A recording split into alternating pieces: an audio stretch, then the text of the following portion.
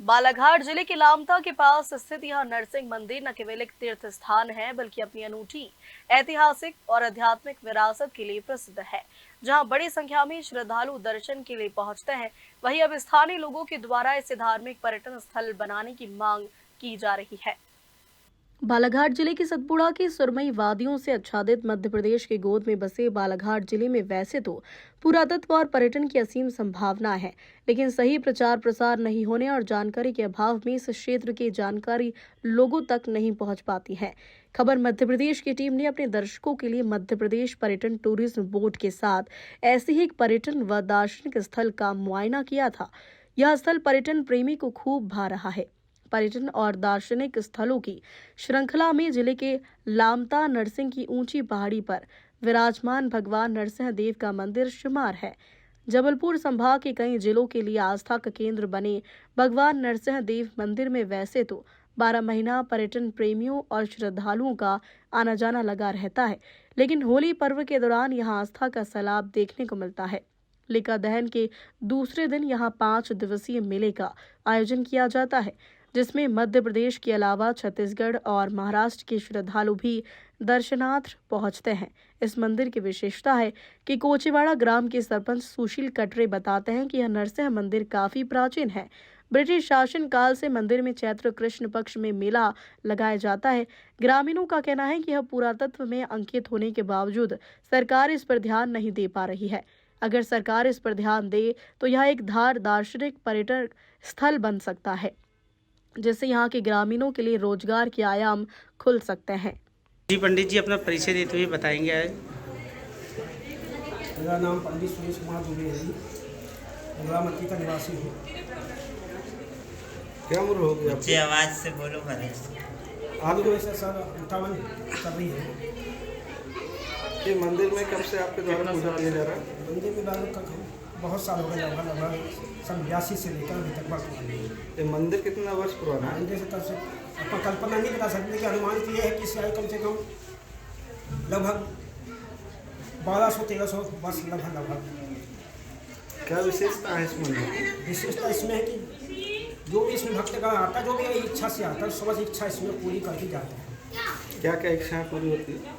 आप जो भी भगवान से मांगे, अर्थ धर्म काम मोक्ष, जो भी इच्छा है, चाहे संबंधी हो, नौकरी हो, संतान संबंधी हो, विवाह संबंधी, जो भी एनीबॉडी जो भी समस्या। मंदिर में भक्तजन यहाँ हमेशा तांता लगा रहता है या कोई ऐसा पर्व है जिसमें भक्तजन लोगों का भीड़ ज़्यादा से ज़्यादा रहती है? इसमें प्रतिदिन आना जाना होता है, भक्ति इच्छा अनुसार आते जाते हैं, स्वतंत्र है सब। और क्या कोई ऐसा दिन है जिसमें यहाँ विशेष रूप से कोई महिला या विभिन्न सांस्कृतिक आयोजन किए जाते हैं?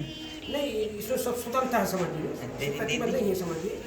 भगवान दरबार खुला रहता है, अब आइए दर्शन। रंग पंचमी के अवसर में यहाँ मेला लगाया जाता है। हाँ, इसमें समिति के द्वारा साधे के माध्यम से अपने भागवत पुराणी होती है अपनी, इसमें पंडित जी के माध्यम से। और आज अभी यज्ञ का प्रारंभ हो चुका, शुभारंभ ये सब। तो क्षेत्र के लोग आते हैं यहाँ पर दर्शन करने के लिए, जो भगवान की इच्छाएँ मांगते हैं, सबकी इच्छाएँ पूरी होती हैं नरसिंह भगवान की। हाँ, हम शासन से प्रशासन से अनुरोध करते हैं, चाहे वो माननीय क्षेत्रीय विधायक महोदय जी हो, सांसद महोदय जी हो, या यहाँ के जो प्रतिनिधि हैं समाजीय, मंत्रिपरिषद से लेकर जितने हम मुख्यमंत्री महोदय से भी यही हमारा रिक्वेस्ट है मंदिर के माध्यम से कि गाँववासी क्षेत्र जो है उनको हम सहयोग करें और इस मंदिर को पुरातत्व विभाग के अंतर्गत उसको लें, जिससे इसकी मंदिर की महत्वता और महिमा अक्सर बढ़ते रहे, अनाधिकाता बढ़ते रहे। हम इस शासन प्रशासन से यही हमारी इच्छा है। देते हुए बताएंगे कि आज यहाँ पर एक मेले का आयोजन किया गया है। क्या मान्यता है नरसिंह भगवान की और जो पुरातत्व से प्राचीन मंदिर है, क्या विशेषता है? मैं अधिवक्ता उमेश बगाड़े और वर्तमान में मेला समिति का सचिव हूँ। जैसा कि देखा जाता है कि होली के पावन पर्व में प्रति वर्ष अनुसार इस वर्ष भी मेला पुराण का आयोजन किया जाता है, लेकिन फिर भी आज वर्तमान स्थिति में देखी जाए, नरसिंह भगवान की स्थिति आज भी जर्जर स्थिति में पड़ी हुई है। सीढ़ियों की बात की जाए तो जिसमें नन्हे मुन्ने बच्चे और बुजुर्गों की चढ़ने की तो व्यवस्था बिल्कुल भी नहीं हो पाती। तो मैं यही कहना चाहता हूँ शासन प्रशासन और जनप्रतिनिधियों से, जो कुंभकर्ण की निद्रा में सोए हुए हैं, आप उठ जाइए और इस क्षेत्रीय क्षेत्रीय मंदिर जो है 16वीं शताब्दी से जो अभी वर्तमान में है, इस पे विशेष ध्यान दीजिए, क्योंकि यह मध्य प्रदेश पर्यटक स्थल में घोषित है या नहीं इसकी तो हमें जानकारी नहीं है, लेकिन इसकी पर्यटक स्थल में घोषित करवाइए और घोषित करवाने के बाद सर्वेक्षण करवाइए, क्योंकि इससे पूर्व में हमें जानकारी है कि यहाँ सर्वेक्षण हुआ था, लेकिन तत्पश्चात भी यहाँ पर अभी तक कोई कार्रवाई सुनिश्चित नहीं की गई। ये हम क्षेत्रीय जनता बहुत परेशान है। अगर यही क्षेत्र का अगर विकास नहीं होगा तो हम किससे अपेक्षा करेंगे। मैं ऐसे ही विश्वास और आशा के साथ मैं कहना चाहता हूँ कि इस मंदिर का जीर्णोद्धार करें और इसका पर्यटक स्थल घोषित करें, जिससे दार्शनिक स्थल हो और पर्यटक स्थल घोषित हो, जिससे लोगों का यहाँ सुगम, व्यवस्थित और आने जाने की व्यवस्था सुचारू रूप से हो सके। मैं ऐसी अपेक्षा करता हूँ। जी सरपंच जी, बताएंगे आज नरसिंगा में क्या कार्यक्रम था और किस प्रकार से यहाँ पर कार्यक्रम आयोजित किया जाता है? जी, हमारे जैसे प्रतिवर्ष अनुसार लगभग 50 वर्षों से यहाँ पर मेले का आयोजन किया जाता है और यह जो मेला है हमारे यहाँ होली के समय पंचमी को लगता है। इस बार 2 तारीख से 2 मार्च से 8 मार्च तक यहाँ पर विष्णु पुराण का आयोजन किया गया था और उस बीच में यहाँ पर बहुत पुरानी प्रथा है मलखम्ब की, जिस पर एक 40 फीट लंबा लकड़ी का खंबा होता है, उसके ऊपर लोग चढ़ते हैं और उसको तोड़ते हैं। वहाँ पर समिति और पंचायत के द्वारा इनाम रखा जाता है। और जैसा कि हमारा जो मंदिर है नरसिंह पहाड़ी मंदिर, तो यह लगभग 16वीं शताब्दी का है और यह पुरातत्व विभाग में अंकित भी है, परंतु पुरातत्व विभाग में संरक्षित स्थल की श्रेणी में नहीं आता। इसके कारण शासन प्रशासन का जो ध्यान है इस तरफ नहीं है। तो मेरा ऐसा है, शासन प्रशासन से मांग कर रहा हूँ कि यह जो स्थल है वो बहुत ही दार्शनिक और सुंदर स्थल है। शासन जो है इस तरफ ध्यान दे और मुख्यमंत्री, पर्यटन मंत्री, प्रधानमंत्री, जितने भी शासन प्रशासन के लोग हैं वो सभी लोग इस तरफ ध्यान दें। अन्यथा हम इसकी जो सौंदर्यीकरण की जो मांग है वो लगभग 50 वर्षों से करते आ रहे हैं, परंतु आज तक किसी भी सरकार के द्वारा हमारे इस नरसिंह पहाड़ी के स्थल के बारे में सोचा नहीं गया। नहीं तो हमारा जो यह स्थल है वह भी मैहर डोंगरगढ़ बन जाएगा। मैहर डोंगरगढ़ बनने से हमारे क्षेत्र की जनता को बहुत सारा रोजगार मिलेगा, किसी को कहीं जाने की जरूरत नहीं पड़ेगी, सभी को यहीं पर पूरी सुविधा उपलब्ध होगी और सबको रोजगार यहीं मिल जाएगा। तो मेरा ऐसा मानना है, सरकार से ऐसी मांग करते हैं कि जल्द से जल्द हमारे इस नरसिंह पहाड़ी के तरफ शासन अपना ध्यान आकर्षित करें, अन्यथा हम अपना जो क्षेत्र है वो प्रशासन के खिलाफ, या हम ये चुनाव ही जो आने वाला समय है चुनाव, वो चुनाव में ही हम भाग नहीं लेंगे, चुनाव का बहिष्कार करेंगे। टोटल इस 10 क्षेत्र की 10 पंचायत टोटल चुनाव का बहिष्कार करेगी। जब तक मेरा ऐसा मानना है कि शासन जल्दी से जल्दी जो है इसके तरफ ध्यान दे। जिस प्रकार आज नरसिंगा में आप लोग देख रहे हैं, यहाँ एक मेला आयोजित प्रतिवर्ष हमेशा होता है। नरसिंह भगवान के दर्शन होते हैं, साथ में यहाँ झंडा चढ़ता है। ऐतिहासिक हमारी ये जगह है और ये हमारी जगह जो है नरसिंगा, जो हमारे बालाहाट ग्रामीण के इस लामटा नरसिंगा में पंचायत के अंतर्गत आता है। ये एक प्राकृतिक एक जो हमारी जो पहाड़ है उसके ऊपर नरसिंह भगवान का विराजमान है। यहाँ बड़ा देव स्थल भी है, यहाँ सभी धर्मों की आस्था है। उसी तारतम्य में यहाँ पे हमेशा की तरह प्रति वर्ष अनुसार की तरह यहाँ पे भागवत, यहाँ का कथा का भी आयोजन होता है, यहाँ पे मेले का भी आयोजन होता है और यहाँ पे बाहर से, प्रदेश से बहुत सारे लोगों का आगमन होता है। सबकी आस्था इस भगवान नरसिंह में सबकी बनी हुई है।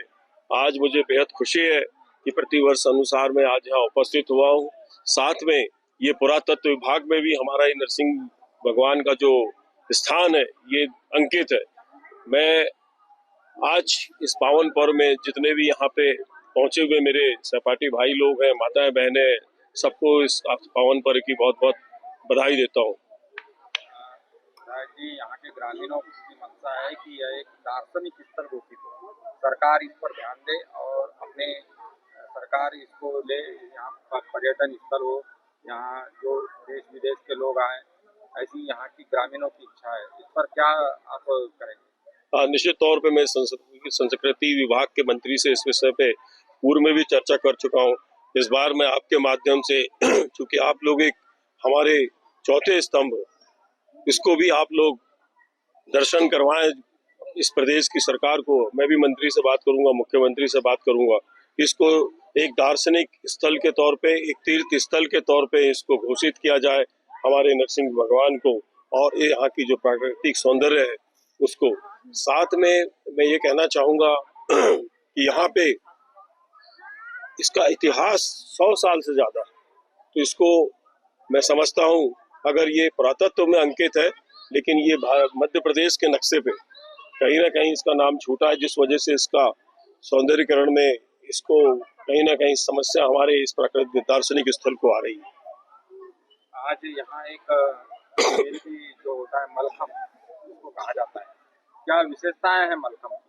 मलखम की विशेषता आदिवासी हमारे भाई लोगों के एक बहुत बड़ा एक धर्म का केंद्र है, जिसपे सीधे तौर पे एक, अब मैं उसको बल्ली कह लूं या झंडा चढ़ाने के लिए एक लकड़ी का, एक बहुत ही, कौन सी लकड़ी का है, सरई का दामन, उस लकड़ी के ऊपर चढ़ करके करीब करीब वो 30-35 फीट का होता है, वहां जाकर के वो झंडा उतारने का, तोड़ने का काम करते हैं। और ये बहुत ही हमारा एक प्रकार से बहुत पुरानी संस्कृति है, जिसका निर्वहन हमारे इस परसवाड़ा विधानसभा में हर जगह लगभग आदिवासी जहाँ पे हमारे बाहुतल्य बसते हैं, वहाँ पे इस प्रोग्राम को किया जाता है, इस आयोजन को किया जाता है आस्था अनुसार। इस मंदिर की मान्यता है कि यहाँ जो भक्त अपनी मनोकामना लेकर पहुँचता है, उसकी मनोकामना अवश्य पूर्ण होती है। यही वजह है कि प्रदेश भर में श्रद्धालुओं के लिए आस्था का केंद्र बना हुआ है। बालाघाट से फिरोज डोंगरे की रिपोर्ट।